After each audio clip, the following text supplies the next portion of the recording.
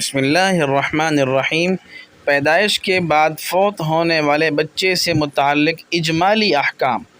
جو بچہ زندہ پیدا ہونے کے بعد فوت ہو جائے، چاہے وہ پیدا ہونے کے فوراً بعد فوت ہو جائے یا ایک مدت گزر جانے کے بعد فوت ہو جائے، تو اس سے متعلق اجمالی احکام چند یہ ہیں۔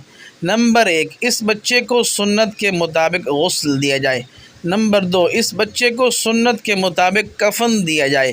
نمبر 3، اس بچے پر نماز جنازہ پڑھی جائے۔ نمبر 4، اس بچے کو سنت کے مطابق دفن کیا جائے۔ نمبر 5، اس بچے کا نام رکھا جائے۔ نمبر 6، جتنا عرصہ یہ بچہ زندہ رہا اس دوران اس کا کوئی مورث فوت ہو جائے تو یہ بچہ اس کا وارث بنے گا، یعنی اس کی میراث میں سے اس بچے کو حصہ ملے گا۔